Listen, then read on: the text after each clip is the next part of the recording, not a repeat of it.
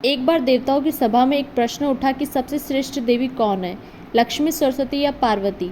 सभी देवियां स्वयं को श्रेष्ठ समझने लगी और ये विवाद बढ़ गया। देवताओं ने विष्णु जी से निर्णय करने को कहा। भगवान विष्णु ने मुस्कुराकर कहा कि लक्ष्मी सबसे प्रिय है, क्योंकि वह धन, ऐश्वर्य और समृद्धि की देवी है। यह सुनकर देवी सरस्वती क्रोधित हो गई।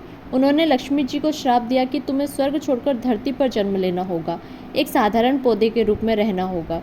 इस पर देवी पार्वती ने बीच बचाव किया और कहा कि यह श्राप केवल आंशिक होगा। जब तुम धरती पर जन्म लोगी तो भगवान विष्णु स्वयं तुम्हारे साथ विवाह करेंगे।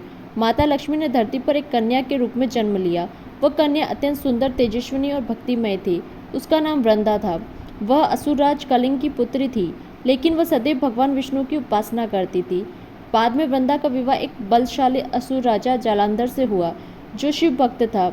उसकी पत्नी वृंदा के पतिव्रता धर्म और तपोबल के कारण देवता उसे पराजित नहीं कर पा रहे थे। देवताओं ने भगवान विष्णु से सहायता मांगी। भगवान विष्णु ने जालंधर को मारने के लिए एक योजना बनाई।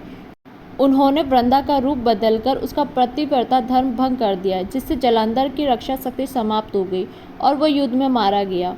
जब वृंदा को इस छल का पता चला तो वह अत्यंत दुखी हुई। उसने भगवान विष्णु को श्राप दिया कि वे भी अपनी पत्नी से अलग होंगे और मनुष्य रूप में धरती पर कष्ट भोगेंगे। इसके बाद वृंदा ने अपने प्राण त्याग दिए। भगवान विष्णु को अपनी भूल का पश्चाताप हुआ।